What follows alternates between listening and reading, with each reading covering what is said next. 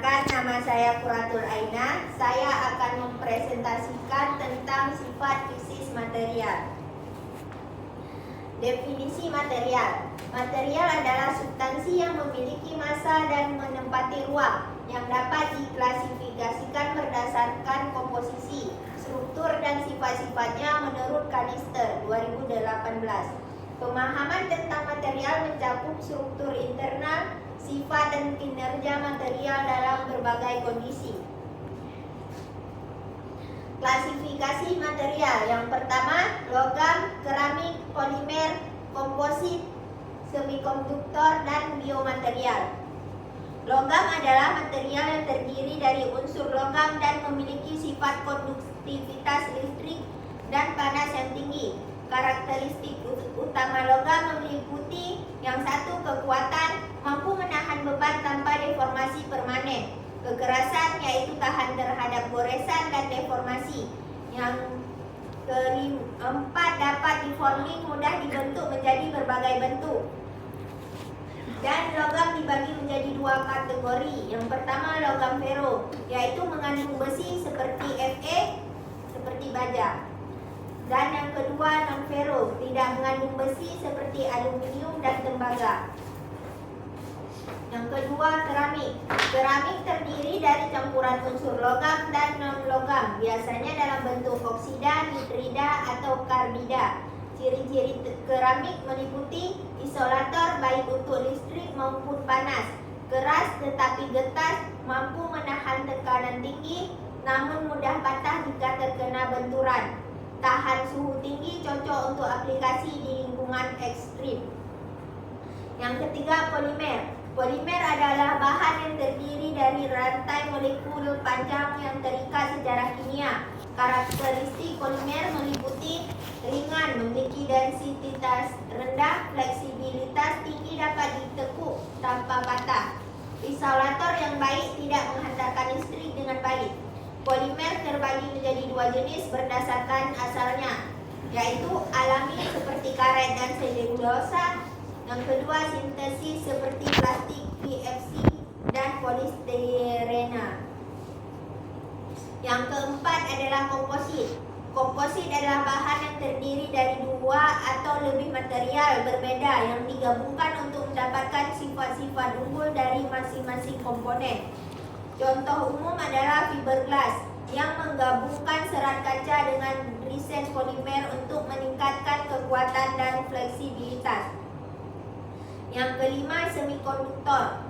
Semikonduktor memiliki sifat listrik di antara konduktor dan isolator. Mereka sangat peka terhadap konsentrasi atau pengotor yang memungkinkan kontrol sifat listriknya. Bahan semikonduktor yang mampu digunakan termasuk silikon dan germanium, dan mereka dapat sangat penting dalam industri elektronik. Yang terakhir, biomaterial.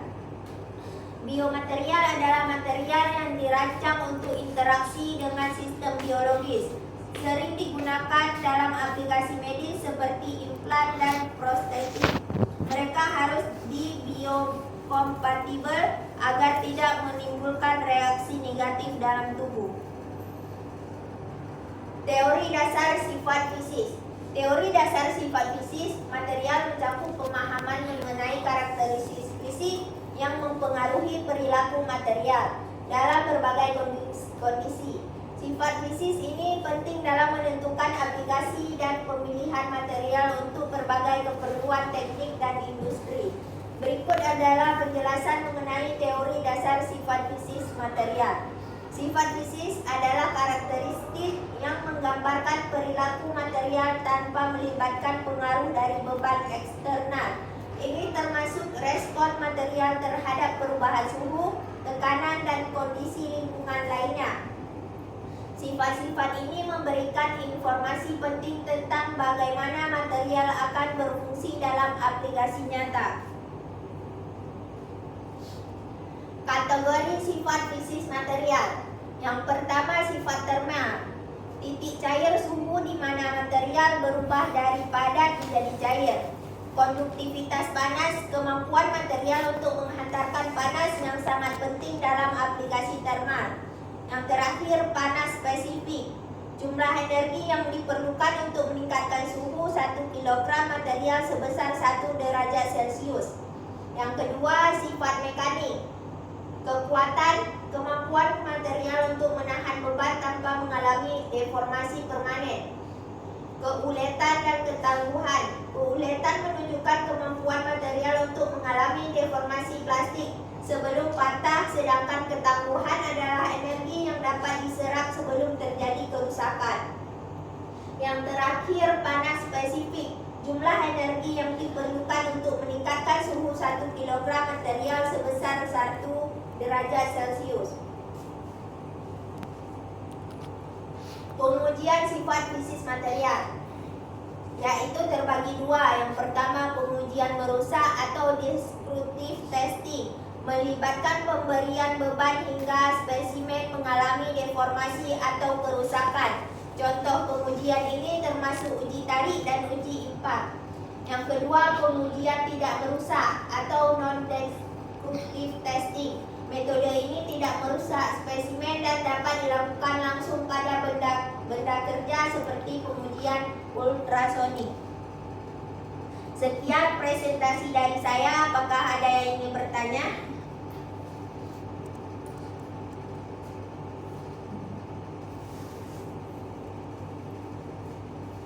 Saya dari kelompok 1 ingin bertanya, bagaimana klasifikasi material berdasarkan sifat fisisnya? Sebutkan contoh dari masing-masing kategori. Saya dari kelompok 5 ingin bertanya, apa yang dimaksud dengan sifat fisis material dan mengapa penting dalam pengembangan teknologi? Saya dari kelompok 4 ingin bertanya, apa saja faktor yang mempengaruhi sifat fisik material dan bagaimana pengaruhnya terhadap kinerja material? Ada lagi? Saya dari kelompok 7 ingin bertanya, apa perbedaan antara logam dan keramik dalam konteks sifat fisisnya? Terima kasih.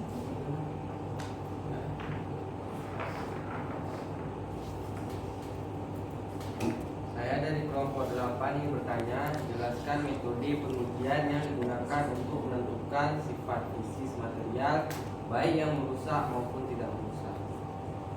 Terima kasih. Saya dari kelompok 2 ingin bertanya, mengapa pemahaman tentang material semikonduktor sangat penting dalam industri elektronik? Baiklah, saya akan menjawab pertanyaan Nerina. Yang pertama, bagaimana klasifikasi material berdasarkan sifat fisisnya? Sebutkan contoh dari masing-masing kategori.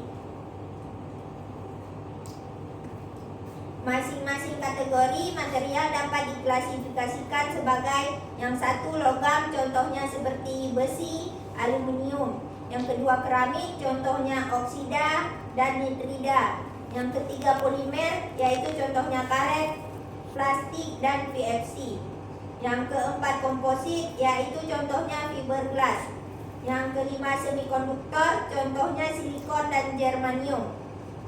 Yang keenam, biomaterial, contohnya seperti implan dan medis.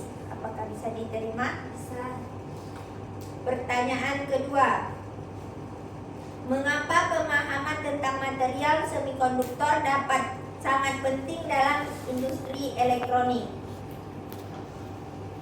Pemahaman tentang material semikonduktor penting karena sifat listriknya yang unik, yaitu berada di antara konduktor dan isolator. Semikonduktor memungkinkan kontrol sifat listriknya dengan doping yang sangat krusial untuk pengembangan perangkat elektronik seperti prosesor, transistor, dan sensor. Apakah bisa diterima?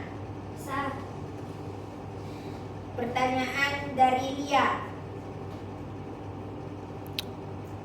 apa yang dimaksud dengan sifat fisis material dan mengapa penting dalam pengembangan teknologi? Sifat fisis material adalah karakteristik yang berkaitan dengan kondisi fisik suatu material, seperti sifat mekanis, termal, elektrik, magnetik, dan optik.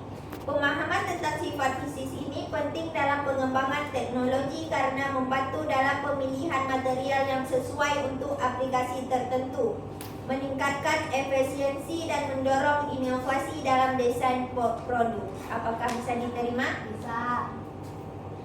Pertanyaan dari Rani. Apa saja faktor yang mempengaruhi sifat fisis material dan bagaimana pengaruhnya terhadap kinerja material? Faktor yang mempengaruhi sifat fisis material meliputi suhu, tekanan, struktur mikro, dan proses pembentukan. Misalnya, suhu dapat mempengaruhi kekuatan dan keuletan material, sementara struktur mikro dapat membentuk sifat mekanik dan elektrik, yang semuanya berpengaruh pada kinerja material dalam aplikasi nyata. Apakah bisa diterima? Bisa. Selanjutnya pertanyaan dari Wilda. Apa perbedaan antara logam dan keramik dalam konteks sifat fisisnya? Logam memiliki konduktivitas listrik dan yang sangat tinggi, kuat dan mudah dibentuk. Logam cenderung bersifat duktil dan mampu menahan beban tanpa deformasi permanen. Keramik biasanya bersifat isolator untuk listrik dan panas, keras tetapi getas dan tahan terhadap suhu tinggi. Keramik tidak dapat ditekuk tanpa patah. Apakah bisa diterima? Selanjutnya pertanyaan dari Gepa. Jelaskan metode pengujian yang digunakan untuk menentukan sifat fisis material, baik yang merusak maupun tidak merusak. Metode pengujian meliputi pengujian merusak, yaitu destructive testing. Contohnya uji tarik, uji tekan, dan uji impact. Metode ini melibatkan pemberian beban hingga spesimen mengalami kerusakan. Yang kedua, pengujian tidak merusak, yaitu non-destructive testing. Contohnya ultrasonic testing dan sinar X testing. Metode ini tidak merusak spesimen dan dapat digunakan untuk mendeteksi cacat tanpa merusak material. Apakah bisa diterima? Sekian presentasi dari saya, lebih dan kurang saya mohon maaf. Saya akhiri, wabillahi taufiq wal hidayah. Wassalamualaikum warahmatullahi wabarakatuh. Waalaikumsalam warahmatullahi wabarakatuh.